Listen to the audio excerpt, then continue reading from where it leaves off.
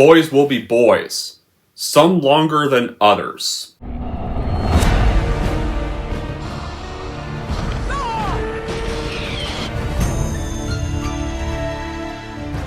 Those were up, and they did. More smarts, and my...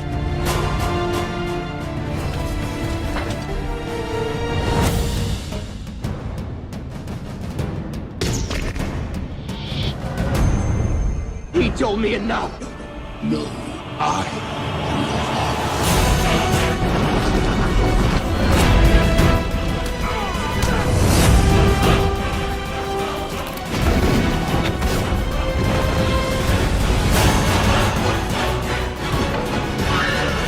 Here's Chuck.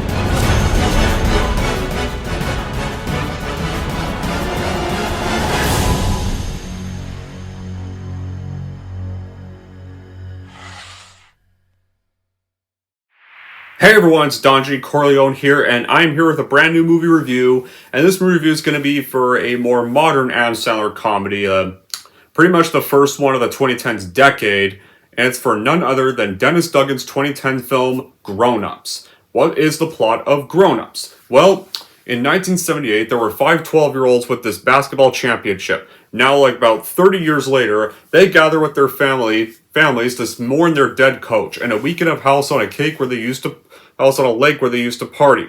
By now, each of them is now a grown-up. They have problems and challenges. Pretty much Marcus, who's David Spade's character, is alone. He drinks a lot. Rob, who's Rob Schneider's character, he has 3 daughters he has barely ever seen, and is deeply in love until he turns on his next ex-wife. Eric is pretty much Kevin James's character, overweight, he's out of work. Kurt, who's Chris Rock's character, he's his household husband, he's henpecked by wife and mother-in-law. And Lenny, who's Adam Sandler's character, the main character of the gang, he's a successful Hollywood agent who's married to a fashion designer with 3 kids and his 2 sons. They take their privileges for granted. So can the outdoors help these girls to discover connections, or this chaos in the making? So yeah, that's pretty much the plot of the film. These childhood friends kind of gather for one whole 4th of July weekend and to mourn the loss of their mentor and coach. In a way. So, filming pretty much began in August 2009 in the Massachusetts, and the Chabaco Lake was pretty much portrayed the Amasez Lake, with the Earnshaw family lake house setting was. The Women's of Excess was used for the restaurant scene, and Waterwoods was used for the filming location of the water park scene. And of course, so after this movie was shot and marketed, Grown Ups would go on to premiere, pretty much would go on to be released to the United States to the public on June 25th, 2010 by Columbia Pictures. And of course, like most modern Sandler comedies, got viciously negative reviews, but surprisingly became Sandler's highest-grossing comedy, live-action comedy anyways, with $272 million worldwide, and it led to a shitty sequel in 2013 that should have never been made. As for my reaction to the first film, though, I'm going to be honest. I've never really got the hate for this movie. I've always kind of liked this movie since I was younger, and I consider it one of Sandler's most underrated comedies yet. I never really got much of the hate for it. Is there no plot? Yeah, but honestly, I don't think there's really supposed to be one, if you think about it. Because it's pretty much kind of a film about friends uniting for one weekend, reliving their childhood moments, and trying to fix all their problems they're going through. That is the plot. It's not some, like, big major conflict that's to be resolved. Like, no. That's it, like, they're just going one weekend where they can be their childhood heart selves. In a way. They kind of relive all those moments, hell. Kind of, also, like, kind of get their kids out of, like, the whole, to live their childhoods now, kind of teach their kids their childhoods in a way, give their kids that opportunity now, and stuff. Like, yeah, sure, like, there are some stupid moments of the movie, but I still enjoy the film. I think it's not like a masterpiece of comedy, no, like, it's still a pretty fun little decent time waster. It's kind of a decently enjoyable flick. I have fun watching this movie. What do I do agree? I do agree the sequel sucks, but this movie I think is actually, this film is like, now, I wouldn't say it's deserving of overly critical acclaim, but I don't think it deserves a 10% on paid Rotten Tomatoes, because compared to some of the stuff Sandler did after this movie, like Jack and Jill or That's My Boy, the sequel to this film, Blended, Pixels, which Pixels, by the way, one of the biggest disappointments of 2015. That was a film I was excited to see. Because, wow, Sandler's going to be battling a bunch of old, aliens disguised as 80s video game characters. I'm so excited for this when I saw the trailers. It looked epic. The movie came out. It was every typical Sandler comedy of today. It was all those.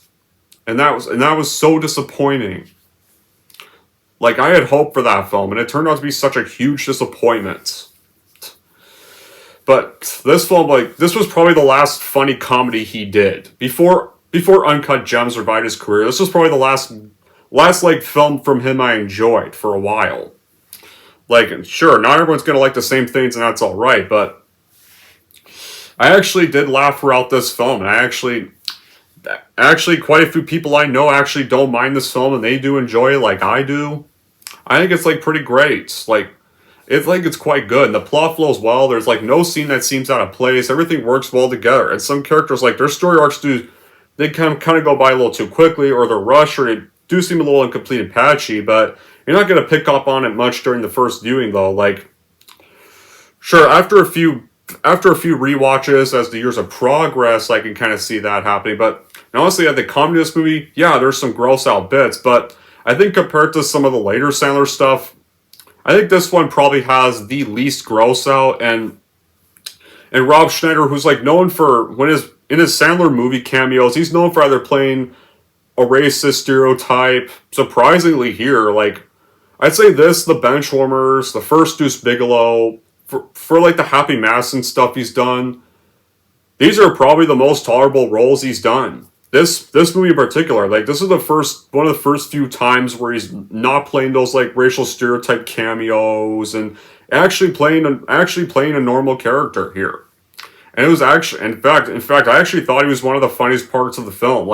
The communist movie, I think, is very funny, and I just laughed all the way throughout it. The jokes, the mix of the jokes for the kids and the adults are blended well. They're not unbalanced. A combination of adult and kids jokes. They make it so that the parents watching it and their kids will be able to enjoy this movie as much as the kids will. And there's there's still some of the typical gross out Sandler humor you find in a lot of the newer comedies, but it's toned down significantly a bit, and that's definitely very refreshing. The acting in this movie is incredibly good too. Sometimes the acting can be slightly off, but I think Sandler and the rest of the cast, they did good character interaction. It definitely seemed like they improved a lot of stuff here. The rest of the cast also delivered good interaction here as well.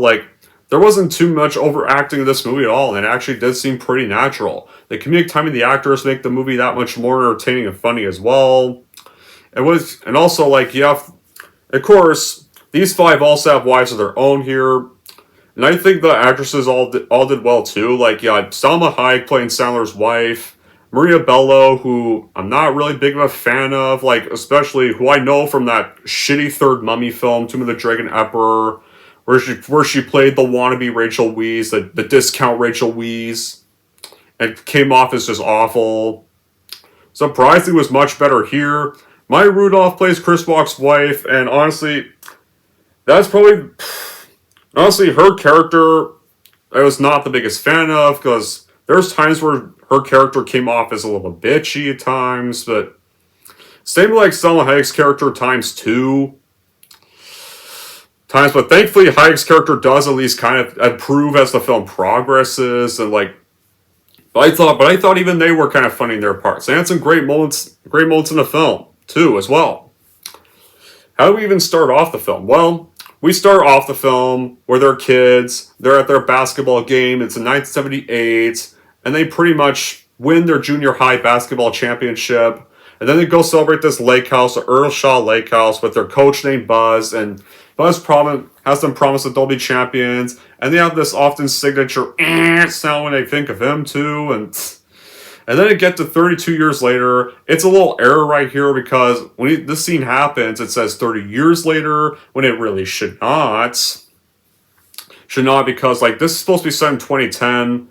If that was, the beginning was set in 1978, and this movie came out in 2010, it should say 32 years later, not 30 years later, because that makes it look like it's set in 2008. So yeah, it's now 2010, the year this movie came out. And then you have our first of the gang, Lenny, who's Sandler's character. He's now the wealthy Hollywood talent agent. He's married to fashion icon Roxanne, who's Salma Hayek's character. And they have 3 children, one of them being played by the late Cameron Boyce, who passed away in 2019. Yeah, for like, their names, yeah, and like, and then of course you get the other one, who, basically when you meet Sandler's kids, they're playing this like Grand Theft Auto knockoff on a cruise boat, and Sandler's trying to introduce them to the game Chutes and Ladders.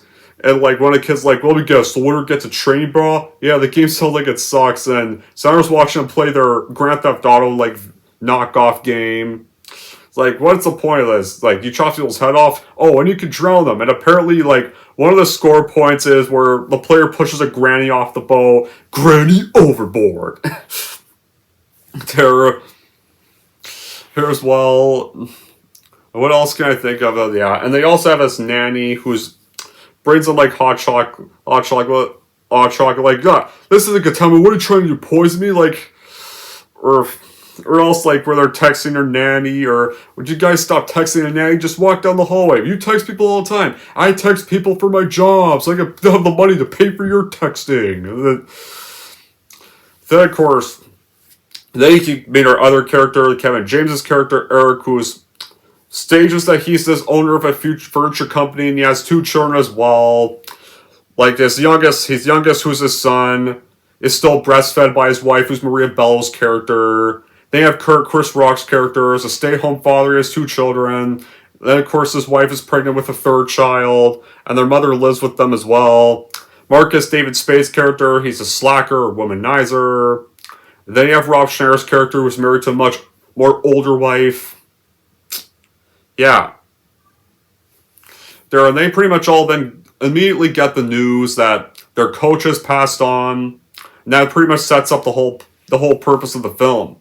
Like, it's like kind of like, technically speaking, this is a PG-13 film, but honestly, it does feel like a bit of a family comedy movie, and it does get damn hilariously rude at times, but I do love the chemistry and the dialogue between the characters. Like, the dialogue's kind of the backbone of about 50% of the movie, where you have Sandler, James, Rock, Schneider, and Spade insulting each other and acting like old as beans. It's definitely well written, though. It's not like mean-spirited chemistry. It's like well written kind of insult chemistry.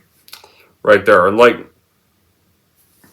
right there. And I'll get some more of that stuff later. Like, so yeah, they find out Buzzer died, and they all reunite for his funeral in their hometown with their families. And you get the nice little me, like, see the ass still growing? Got a little Kardashian in there. Or like, and then during the whole funeral scene, when it's Rob Schneider's turn to come up on stage, he does this little opera stage, and pretty much Rock bet, and Chris Rock's betting, like, I bet you $5 he gets down on his knee. And yeah, like, the whole scene and stuff, definitely like the funniest part of the funeral scene. And then of course, Rock loses the bet, so he gives Sandler the $5 bill, and just about everyone, all the characters are just can't try to control their laughter. And after Schneider finishes his opera performance, the whole audience is laughing. Grow up, will ya? So yeah, this film actually gets a smirk out of me a lot. And so yeah, after the funeral, they learn about their lives. They learn about the breastfeeding incident, or then they go down to that same lake house they went to celebrate the winning of their game at. They're gonna stay there for the 4th of July weekend as well. Although at first we find out Lenny's family is gonna be leaving early because Roxanne's fashion show. So like when they get there and they set up their rooms, they get more funny bits right here where they're laying out the rooms, like where Rob's reserved the waterbed room for him and his wife. Like James's daughter's like, I want to go swim with you guys. Oh, we're not really going swimming. Like, you know what they do really mean by waterbed, guys. Like, and yeah, so and then of course, like, the grandma character shows her infected toe and stuff, and you find out the grandma has bunions, and Rob starts like, I have this whole poultice and a little maze, like, right there, and you get the maze bit. Maze, it's amazing. Or he says maze because it sounds more mystical. There, and also Kevin James's character also has his dog that barks like a turkey because apparently Kevin James's character's neighbor was getting all mad about the dog barking, so they either had to chip the cord, so they had to kind of put it to sleep right there. And so then Sandler does not like that his kids are playing video games in the house and not going outside, and so he makes the kids go play outside right there. And so you get this little rope, and then so do all the other guys go make their kids play outside as well. And when they go into the woods, they find this rope on a lake, and Kevin James tries to demonstrate the rope swing technique, but he swings too high. He hits a tree and then collapses on the ground, ends up injuring this bird. And then they all go out to a restaurant, and David Spade pretty much remembers that time. Hey, remember we used to come here after we got wasted? And then, of course, the kids want to know what wasted means. Like, and since Sandler knows it means when they're drunk, he tries to cover it up by saying when you have a hankering for ice cream. And then all the kids are like, I want to get wasted. I want to get totally wasted, or I want to get chocolate wasted. Right there. And then, of course, he runs into his childhood rival that claims Lenny's foot was out of bounds and made the winning shot, that was obsessed with getting this rematch to rectify the whole mistake. There, and like during a scene where they're kind of complaining about Lenny having to leave early, this obviously makes Hyatt's character mad, and so she's pretty much reluctantly allows Sandler to stay to help spread the ashes, and then they have to go the next day after that. So the next day, like Rob's character and his character's wife, they try to make breakfast for the whole household, except that clearly pretty much nobody likes any of the ocean pancakes they're making or the dehydrated bananas. Right there. So, and then they go spread Buzzer's ashes. And then Rob breaks down over his failed marriages, revealed he invited all the daughters he barely gets to see there. And then, of course, they get back and they're playing the Pina Colada song, and Kevin James was having the KFC bucket on his head and dancing. And then we meet the first daughter of Rob Schneider, and then they get another funny bit where Sandler, James, Rock, and Spade, they're watching her fix the car, and they're watching her butt sway back and forth, and there. And then, of course, Rob and his character's wife come out, and they pretty much see that she blew a gasket, and they pretty much fix it, and that grosses them out, so they turn their chairs away. And of course, after that, they then play this game of arrow roulette, where they shoot an arrow into the air, and whoever does not run is the winner. So everyone else runs for their lives. Rob, though, stays behind. But of course, like as he's celebrating that he won, the arrow impales his foot. And they get back, and he meets his other two daughters. One of them played by Jamie Chung.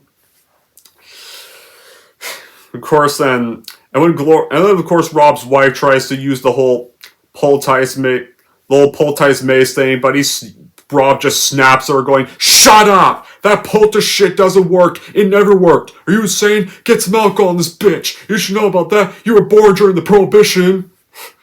Because they find out the whole maze thing was all useless and never worked on anything.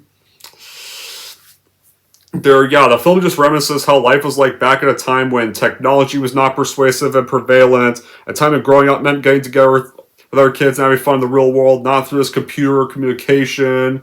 It kind of dwells on technology that makes you miss out on the good old days and the building of character, resilience, and experience, and sometimes showing you to get out of their shells to live life. And it's like what the message of the film is about. As adults, you learn to hang loose from your hectic lifestyles in a while and go with close friends that you have no secrets to. And all the best scenes do come from the cast members this scenes together. They're just getting together, whenever it's the guys hanging out, or it's the ladies kind of first becoming friends with each other, and everyone gets together for meals or evening wind downs. It's like the good-natured jabs and stuff. It's like plenty of ad-libbing here, each giving this free roll to out one another, and makes the comedy work well. It builds on the energy created by all the characters. Whether you have Rob Schneider's character being a 3-time divorcee, wears a toque, is married to an old hippie, that everyone mistakes for his mother, and then of course Kevin James's character and his wife and his two kids, with one of them still being breastfed at 4 years old, and then of course Chris Rock's character is kind of the more girly one of the bunch. While his wife is more of the workaholic one, and Marcus is kind of the single loser without any family because he's a slacker. It's like the one who's grown up the least is still the childish one of the bunch. Like, these guys are comfortable with themselves, like that they're able to insult each other without getting so upset. Like, and then of course, like that later that night, right there, after like Heidi's character accidentally spills the tooth fairy's not real after Sandler's daughter reveals she lost a tooth, and then of course Sandler finds the kids playing cup and string telephones, and and realizing the positive impact, of course, right there, and happy to see that. And then sadly though, you do get a bit of a fart joke with the grandma, which I guess was not big of a fan of, where you find out it's connected to the grandma sitting on one and farting in them. Okay, that bit was really annoying there, and so. Then Roxanne also realizes that that this weekend's having a big positive impact on their kids. So, and of course, because she forgot how to skip a rock after she accidentally hits one of her own kids with the rock in the stomach when she tries to skip it, she decides to cancel the Milan trip and stay at the lake instead. And so, yeah, pretty much. Like at first she was pretty much upset about that. Upset about having to skip a bit of the Milan trip to spread the ashes, but now she realizes it's having a positive impact on her family, so she decides to cancel the Milan trip.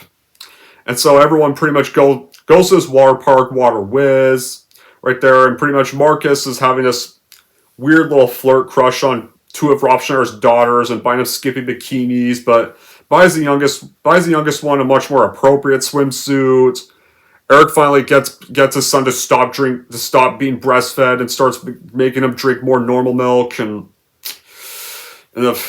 yeah, pretty much the characters kind of cause chaos throughout the park where the wives are on their own. They're sitting by his pool. They attract a bodybuilder, but then they find out he has this high-pitched voice.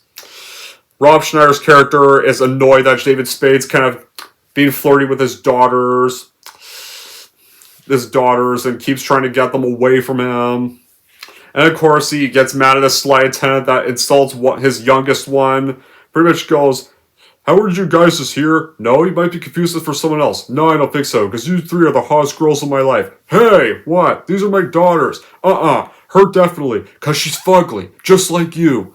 And of course, that big Snyder pissed off, and so he pushes and pretty much assaults the flight attendants, and of course, however, though, another cringe part that does happen is Kevin James kind of pisses in the kiddie pool, and it turns the urine blue, which I'll admit I was not really a big fan of.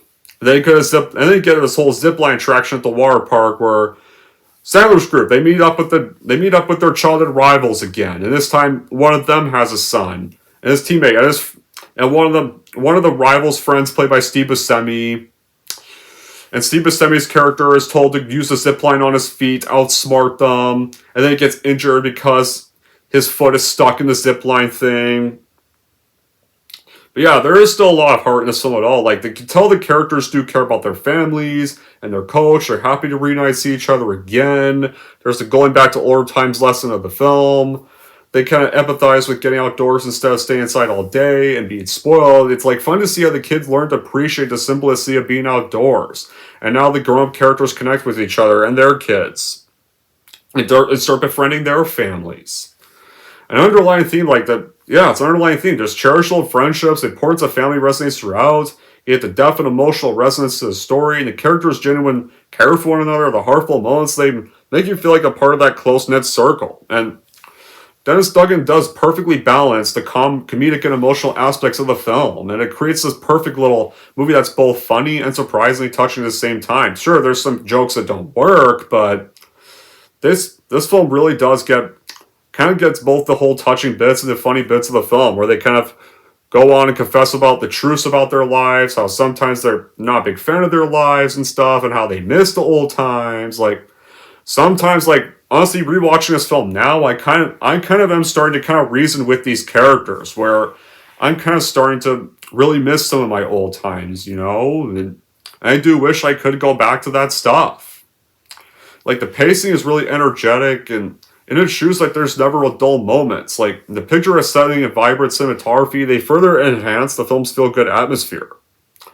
And right here, guys, now, we get to the whole finale of the movie, where pretty much after they get back from the water park, Sandler's kind of like teaching his oldest son how to play basketball, and then of course you get another night scene where the grown-up characters and their wives that go to this lodge, and this song plays on this radio, and they slow dance to it, and right there, and they start to bond with a little more, and you see how Hayek's character met Sandler's character, and then of course they pretty much bother the hell out of David Spade passed out on the couch.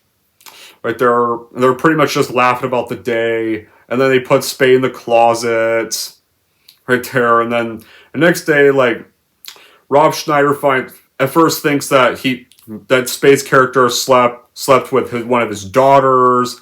That pisses him off, so he attacks Spade. But then, of course, Spade admits that he feels insecure to his happily married friends. And everyone comes clean about the whole state of their lives there. And then, of course, Hayek's character then finds out that Sandler's character canceled their flight to Milan long before they even left home. And he admits that he actually wanted their family to have a normal vacation, and so pretty much lied about canceling the Milan trip, and wanted to, like, fix his children's disrespectful attitudes and kind of cure them of that. So he felt the lake house would be a better vacation for them. Then, of course, Rudolph's character confronts Chris Rock's character for spending time with the Fetters' nanny Rita. And of course, Rock retaliates by pointing out how she underappreciates him, which is kind of true, because there's times when she barely even acts really that faithful to him. I mean, her first scene of the movie, Chris Rock's character made this butternut squash recipe, this risotto recipe, and the kids don't even like it. And when she tries, and then, of course, it seems like she's trying to tell their kids to be grateful for all the food their dad cooks for them. But then she literally brings out a pizza anyway, which is pretty much worse. And so she's not really making the situation better, and that obviously upsets Chris Rock in their very first scene. So yeah, Rock's pretty much right how Rudolph's character wasn't really being that supportive of him at all. Then Eric reveals he got laid off from his job. He lied about being the owner of a couch store. He was showing off the whole time because he's scared the others were going to humiliate him and get annoyed with him. Schneider admits that he's wearing a tube, and the nanny care's like, no shit. And yeah. And of course, like, then Schneider's character's wife helps everyone reconcile, and Lenny and Kurt, they're going to help Eric start a new business. Right there, so... And then, of course, and then after that, they spend their last day at the lake house. They go to this 4th of July festival, and during the whole festival, the childhood rivals reunite with them again. They finally agree to the rematch. And after a bit of time, the game then culminates, and pretty much Sandler and his oldest son, they face off Sandler's childhood rival, and then his childhood rival's son. And of course, though, then during the whole game, though, when it comes to the last shot of the game, Sandler's character decides to purposely miss the shot on purpose, and lets his childhood rival win this time. Decides he's finally done being the champion. Decides he's kind of had enough of that. Deciding to also get his child rival off his case, as it's revealed during the very final scene that he actually missed it on purpose, and decided to let him and his team lose and accept defeat. Because that happens during the last scene where they're watching the 4th of July fireworks. It's because his family needed to learn how to accept defeat every once in a while.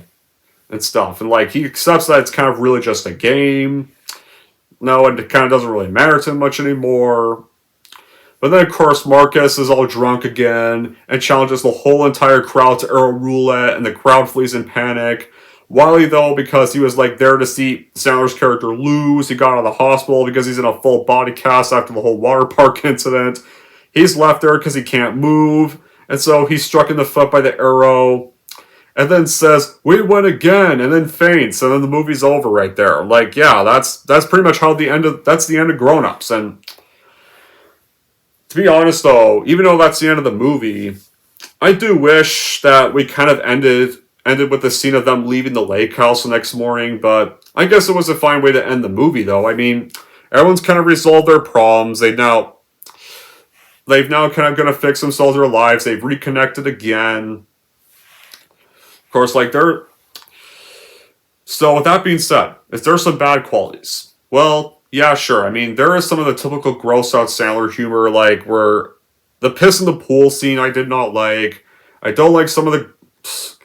Don't really like the Rock's in-law character, the bit where she's like farting in the phone cups on one of the phone cups, and Sandler's character hears it through the cup phone.